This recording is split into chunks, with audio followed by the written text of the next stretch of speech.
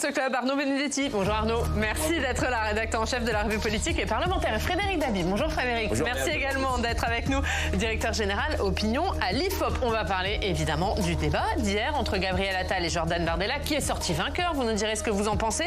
Quentin, on verra si ce débat peut changer les derniers jours de campagne. Oui, et avec cette question, est-ce que ce débat ne risquait pas d'éclipser aussi Valérie Ayé, qui était votre invitée il y a quelques minutes? On réécoutera ce qu'elle a dit à cette question. On ouvre donc ce club consacré aux européennes.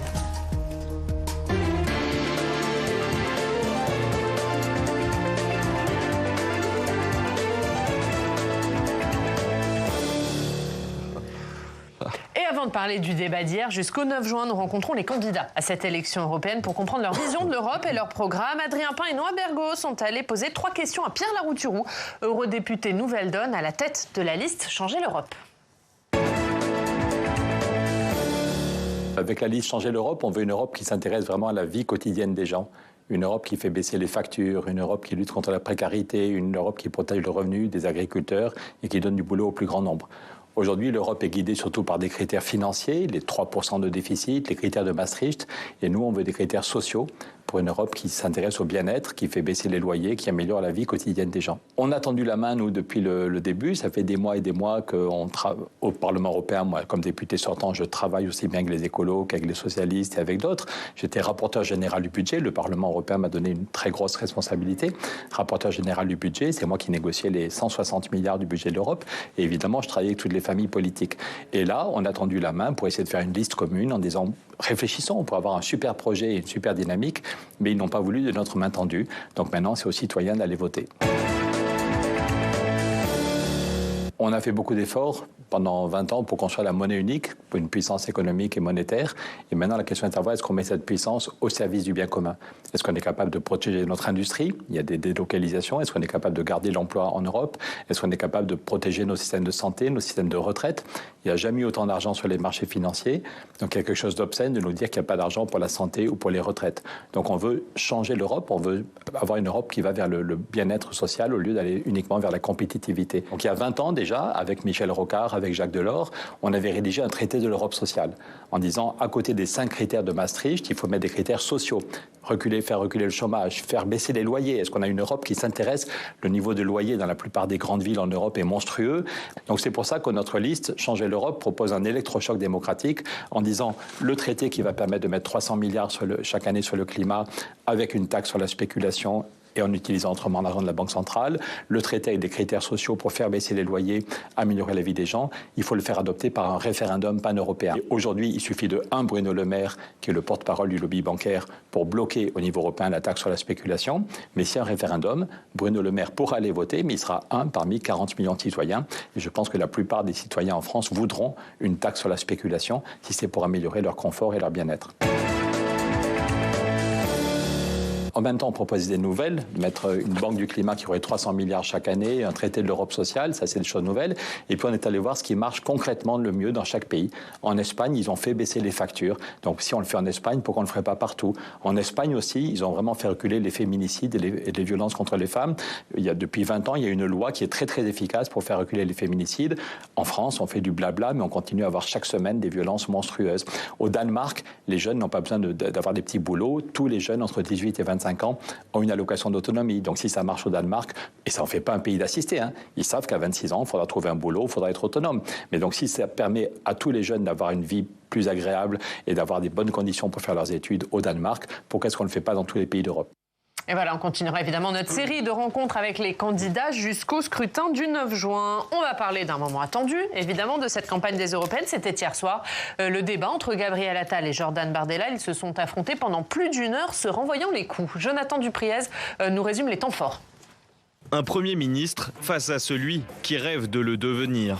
Bonsoir Caroline Roux. Bonsoir Jordan Bardella. Bonsoir Caroline Roux, bonsoir Monsieur le Premier ministre. Pendant 1h20, Gabriel Attal, porte-voix de la candidate macroniste Valérie Ayé, et la tête de liste RN aux européennes Jordan Bardella se sont livrés à un duel à couteau tiré, se rendant coup pour coup sur tous les sujets, à commencer par l'immigration, thème cher à l'extrême droite. Monsieur Attal, vous avez pulvérisé un à un tous les records d'immigration. Le 9 juin prochain, c'est aussi un vote pour ou contre l'immigration massive. Vous proposez des mesures, je le dis sans queue ni tête, qui ne sont partagées par personne en Europe. En fait, votre programme, c'est un banco. Non. Il y a Votre plein programme à de vous, c'est de faire promesses, rentrer il y a tout le plein de monde. promesses, mais quand Pas on le gratte, mien. il n'y a rien derrière. Attaqué sans cesse sur le bilan d'Emmanuel Macron, Gabriel Attal a tenté de prendre l'ascendant sur la guerre en Ukraine en insistant sur la complaisance du RN face à Vladimir Poutine. Votre parti, celui de Mme Le Pen et de Jean-Marie Le Pen, avait besoin d'argent. La Russie avait besoin d'un parti en Europe pour affaiblir l'Europe de l'intérieur, justement pour pas qu'on soit capable de défendre l'Ukraine et ses plans. Et donc, ils vous ont financé, et depuis, vous avez beau avoir remboursé votre dette, vous avez un contrat moral avec eux. Ce qui fait que vous n'êtes pas libre. C'est pas du niveau du Premier ministre de la France. Je veux dire, le rôle du Premier ministre de la France, qui sont c'est de défendre la souveraineté de notre pays et de sous l'Europe. la ceinture. Sans surprise, les autres thèmes abordés comme le marché unique, l'écologie ou encore la défense ont eux aussi fait apparaître des lignes de fracture claires entre deux camps que tout oppose en vue du 9 juin. Moi, je porte l'ambition de bâtir l'Europe du XXIe siècle. Je la veux sur des réalités concrètes, les peuples, les nations, leur identité. Est-ce qu'on sera plus fort en étant plus unis avec les autres pays européens, ou est-ce qu'on sera plus fort en étant isolé, en se repliant sur nous? C'est ça le vrai choix de cette élection. Reste à voir si le débat peut infléchir le cours de l'élection. Le camp présidentiel fondait de grands espoirs sur ce duel, alors que la liste de Valérie Ayé accuse un retard conséquent dans les sondages, loin, très loin, celle du Rassemblement national. Arnaud, Frédéric, vous avez tous les deux évidemment suivi ce débat. Jonathan nous en a résumé les principaux points. Est-ce qu'il y a eu un vainqueur selon vous? C'est difficile de dire. Non, mais enfin, c'est vrai que c'est une question qu'on pose, j'allais dire, de manière rituelle à chaque débat. Moi, il m'a semblé quand même que sur le fond et sur la distance, le Premier ministre était plus véloce, plus agile, plus fluide sur la forme, hein, j'entends. Que vraisemblablement Jordan Bardella était moins à l'aise qu'il ne l'est d'habitude dans les débats que l'on a pu connaître depuis maintenant 3 semaines ou plus maintenant 1 mois avec les autres candidats.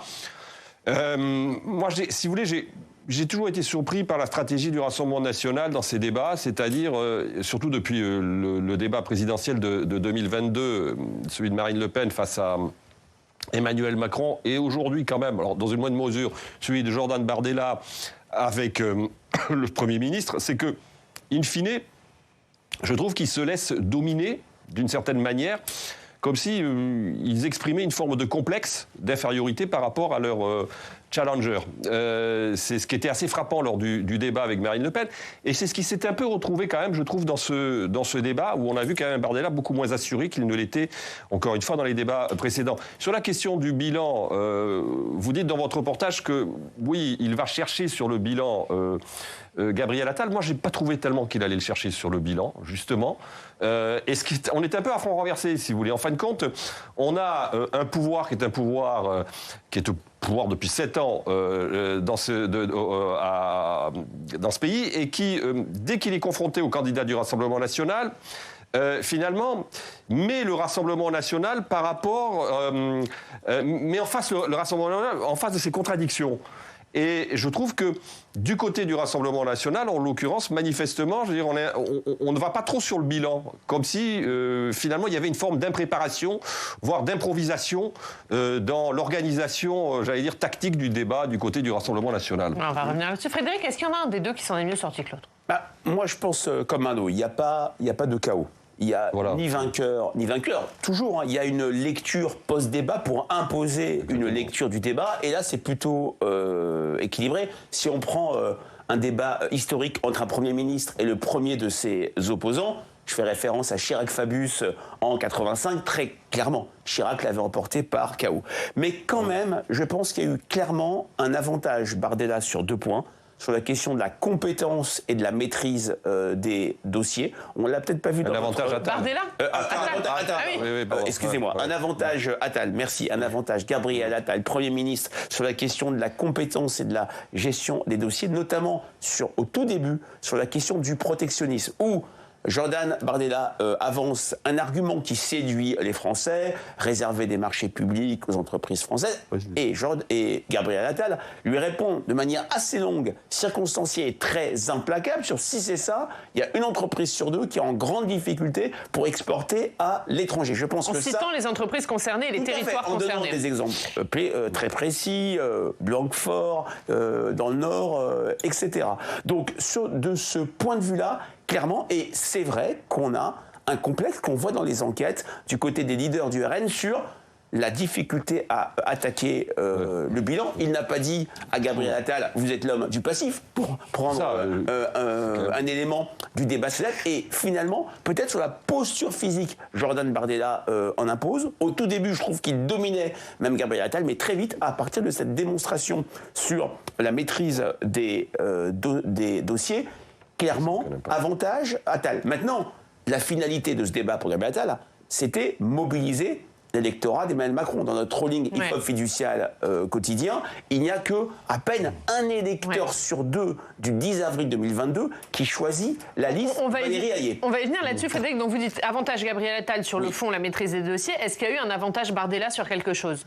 Je pense que au tout début, lorsqu'il a parlé de sa vision de l'Europe, il a mieux fait le lien, et c'est un levier très fort du vote Bardella, c'est ça va mal en France sur le pouvoir d'achat, sur l'immigration, et l'Europe ne fait rien. Donc là, il a réussi peut-être à imposer sa vision qui est quand même majoritaire auprès des Français. On est à quelques jours de l'anniversaire du référendum du 29 mai 2005. La France du non, la France sceptique vis-à-vis de l'Europe, reste majoritaire en France, même si les choses se sont relativement équilibrées. Mais clairement, sur le fond du débat, Gabriel Attal est sorti, je pense, légèrement vainqueur, sans pour autant écraser. Vous faisiez référence, Arnaud, au débat Le Pen-Macron de 2017, où là, clairement, c'était un chaos. D'ailleurs, dans notre rolling de 2017, IFOP fiducial, on avait vu, alors qu'en temps normal, les évolutions sont assez douces d'un jour à l'autre, quasiment 3 ou 4 points perdus par Marine Le Pen. Je ne pense pas qu'on aura ce contexte-là dans les prochains jours, mais Jordan Bardella avait, je dirais, il était plutôt dans une logique où il gérait son avance. Et on ne peut pas dire qu'il est reculé ou il est peut-être perdu très très nettement, mais la question de la compétence, la question de la maîtrise des dossiers, qui est quand même un attribut, une attente très forte des Français dans le cadre d'une élection présidentielle, d'enjamber le scrutin, reste, et on le voit, un point faible pour le RN. Oui, il n'y a pas eu d'effondrement, si vous voulez, de Jordan Bardella, très clairement. C'est ça qui aurait peut-être pu changer la donne. Il n'y a pas de chaos, et donc on peut imaginer que ce débat aura finalement assez peu d'impact sur les orientations de vote. En plus, si vous voulez, dans ce débat, il y avait deux éléments qui me paraissent importants. D'abord, on pouvait se poser la question de la légitimité de ce débat. Clairement, et les autres, c'est ce qu'a dit Bellamy. Et les autres concurrents l'ont posé non sans raison, d'une certaine manière, parce que là, il y a un vrai problème quand même dans la gestion, j'allais dire, démocratique et médiatique de cet exercice. Pourquoi ce débat ? Pourquoi ce débat ? C'est une question qui est totalement légitime, et je crois que François-Xavier, en effet, Bellamy l'a rappelé. Deuxième sujet, quand même, qui est un problème pour la liste Renaissance, qu'on le veuille ou non, c'est le statut dans ce débat de M. Attal par rapport à la candidate tête de liste de la liste Renaissance. Tout se passe avec ce débat comme si, finalement, il fallait envoyer le Premier ministre, certes chef de la majorité, puisque chef du gouvernement, pour pallier à ce qui doit être considéré malgré tout par l'exécutif comme parfois les insuffisances de la tête de liste de la majorité. Donc, si vous voulez, il y avait quand même une grande absente. C'était Madame Hayé dans ce débat. Il y avait une forme d'invisibilité qui pose problème sur le fond et qui, d'une certaine manière, quelle que soit la performance de M. Bardella hier, profite au Rassemblement national parce que ce débat, malgré tout, a permis de légitimer Jordan Bardella comme le concurrent principal aujourd'hui au Premier ministre et voire au président de la République. Avant de vous laisser répondre, Frédéric, puisque vous nous avez fait une transition pas faite, Arnaud, je donne la parole à Quentin. On ne s'était pas appris d'ailleurs, mais... Effectivement, il y a cette interrogation pour le camp de la majorité présidentielle. En acceptant ce débat entre Gabriel Attal et Jordan Bardella, n'y a-t-il pas un risque d'invisibiliser, d'éclipser la tête de liste Valérie Ayé? Ça peut effectivement donner l'impression qu'il faut sauver le soldat Ayé. Le Premier ministre est contraint de descendre dans l'arène face aussi à l'avance du candidat du Rassemblement national dans les sondages. Et cela peut aussi accréditer la thèse que la candidate avait raté son précédent débat il y a un mois avec Jordan Bardella. Valérie Ayé était votre invitée, Oriane, il y a quelques minutes. Écoutez, lorsque vous lui avez posé cette question, on va écouter sa réponse. Mais est-ce que c'est pas un peu contradictoire, Valérie Ayé, de dire nous on fait campagne sur l'Europe, on fait campagne sur notre bilan au Parlement européen parce que nous on a travaillé et d'envoyer Gabriel Attal pour le principal débat de cette campagne, qui n'a jamais siégé au Parlement européen, qui n'est pas candidat à cette élection? Moi, j'ai déjà fait un débat avec Jordan Bardella. Il y a des débats avec toutes les têtes de liste qui ont eu lieu. Ce débat-là, il arrive en complément. Je pense qu'il était nécessaire, je l'ai rappelé. Jordan Bardella, certes, il est tête de liste de son parti pour ces élections-là, mais il est aussi le chef du principal parti d'opposition en France. Et c'était intéressant d'avoir cette confrontation avec deux projets totalement différents. Voilà, la réponse de la candidate, c'est que Jordan Bardella est aussi le président du Rassemblement national. Mais Valérie Ayé qui s'est également défendue à un autre moment, reconnaissant qu'elle était moins télégénique que son principal concurrent. J'ai peut-être moins de talent que lui sur les plateaux télé, a-t-elle dit. Elle a ajouté qu'elle maîtrisait en revanche les sujets sur le fond, contrairement à Jordan Bardella, et qu'elle travaillait au Parlement européen avec sincérité pour faire bouger les lignes, pour renforcer l'Europe et la transformer. Est-ce que c'est le risque? Est-ce que Gabriel Attal, il a forcément rendu service à Valérie Ayé avec ce débat hier? Je pense quand même qu'il a essayé. On verra dans nos rollings quotidiens à partir de la semaine prochaine, puisque lundi, on aura 2 tiers de l'échantillon exposé au débat et mardi, tout le monde aura été exposé. Il avait cette velléité, cet objectif de rassembler le camp macronien. Je le disais tout à l'heure, Emmanuel Macron a fait 27,8% à l'élection présidentielle. On est bien sûr sur des élections différentes. Mais si il arrive... si Valérie Ayé arrive à rassembler plus que les 54-55%, son score, bien sûr, peut changer. C'est vrai que mettre le leader du principal parti d'opposition, il n'est pas, et là, Valérie Ayé a tout à fait raison, il n'est pas seulement tête de liste, il est chef du RN en majesté, ça le pose plus que jamais en alternative. Et n'oublions pas qu'on est sur un cycle électoral complètement inédit, puisque après ces élections européennes, sauf bien sûr dissolution et donc élections législatives anticipées que personne autour de la table ne peut prévoir avec certitude, il n'y aura plus d'élections nationales avant 2027. Ça veut dire qu'un RN qui gagne largement l'élection est en situation de majesté, de dynamique par rapport à 2027, quand en 2017, en 2022, la dynamique RN post-européenne, parce qu'il a gagné le RN-FN en 2014 et en 2019, avait été enrayée, mais très fortement, par les cinglants échecs aux élections régionales, élections un peu nationales, en 2015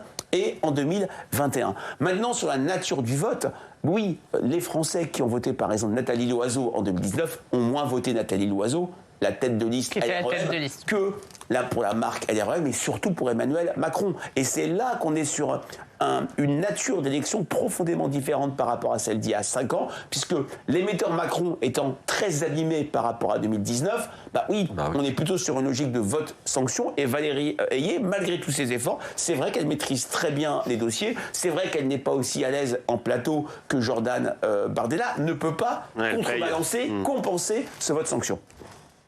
Ah non. Oui, est-ce que finalement, le 9 juin, ça va être un vote pour anti-Macron, plus qu'un vote sur les européennes? Ça se dessine comme ça, c'est qu'il y a une sorte de cristallisation autour du bulletin de vote Bardella. Enfin, on verra ça le 9 juin quand même, il faut laisser les gens voter, c'est quand même l'essentiel. Mais enfin, globalement, si on en croit en tout cas les intentions de vote, manifestement, il y a une forme de cristallisation autour du bulletin Bardella qui est le vote anti-Macron.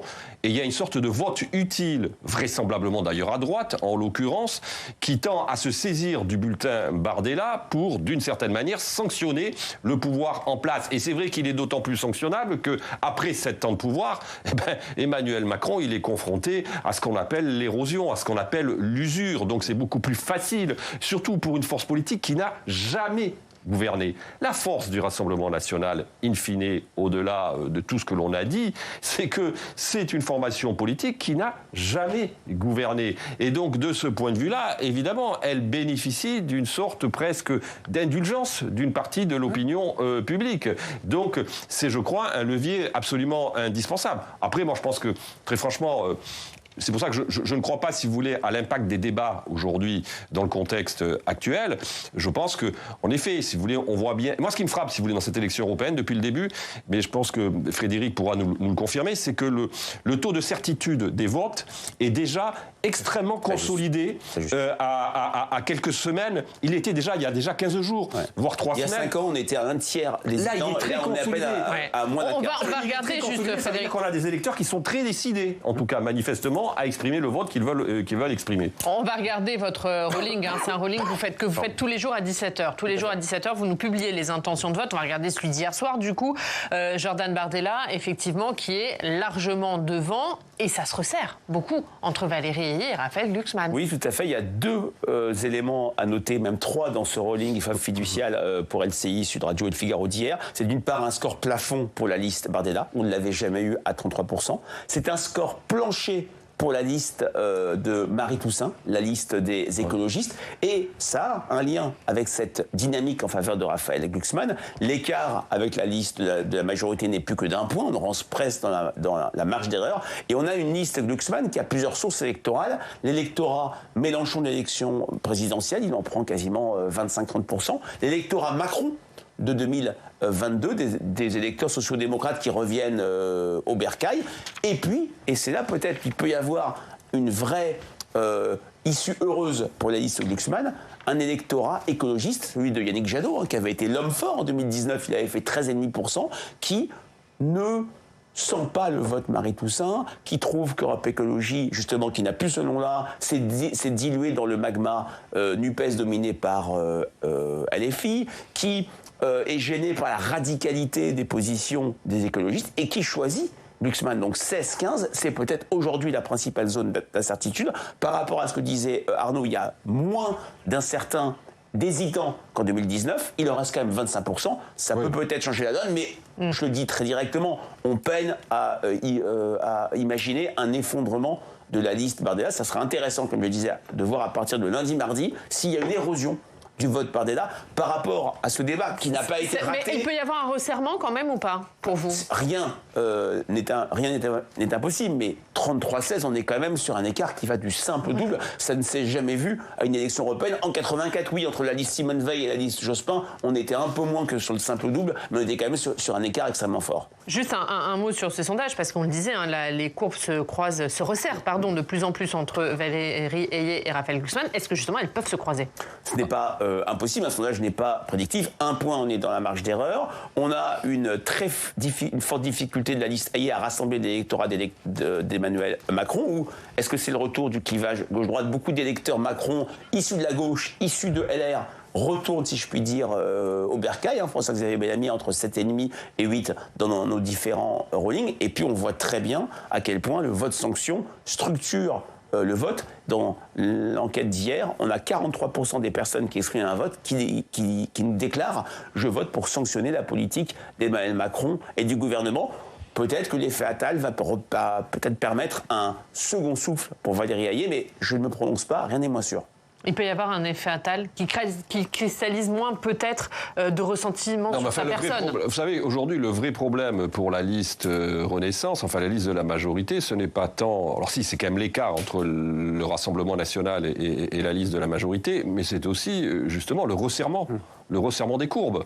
Le fait qu'aujourd'hui, si l'on regarde les sondages, en effet, M. Glucksmann est sur les talons de Mme Ayé. Et il est évident que, imaginons un ordre d'arrivée où le 9 juin, la liste Glucksmann est devant la liste Ayé, ça va poser quand même un sérieux problème à l'exécutif et au Premier ministre. Donc tout l'enjeu aussi peut-être de ce débat, c'est d'essayer de colmater les brèches vis-à-vis de cette pression qui s'exerce à gauche sur la liste de la majorité. Il y a quand même deux autres enjeux. Il y a un autre enjeu aussi important, c'est dans cette élection, ça sera le score respectif des listes Reconquête et LR, parce que là aussi, il y a un enjeu existentiel pour les deux formations. Et on suivra tout ça, vous viendrez bien évidemment nous en reparler. Et on va continuer à parler de ce débat Attal-Bardella, c'est à la une de la presse régionale.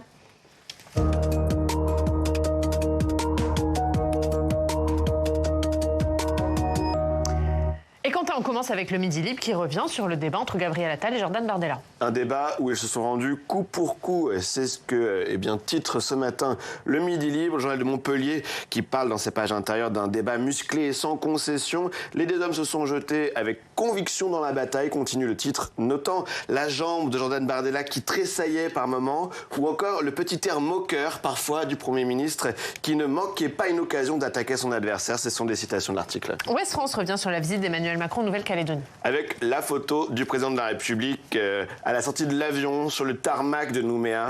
Difficile de dire ce matin quel est le bilan de ce déplacement surprise et express. Le président a promis que la réforme électorale contestée sur l'archipel ne passerait pas en force, mais maintient le cap d'une sortie de crise d'ici à la fin juin. L'AFP parle ce matin d'une Nouvelle-Calédonie dans l'incertitude ce vendredi, au lendemain de la visite d'Emmanuel Macron. Un visage tout sourire à la une du journal du Centre. Voilà, retenez ce nom, c'est Sophie Adno. Elle est déjà en orbite, nous dit effectivement le journal du Centre. Elle est nivernaise, elle ira en mission sur la Station spatiale internationale en 2026. Elle a accordé une interview au journal depuis Houston, où elle s'entraîne.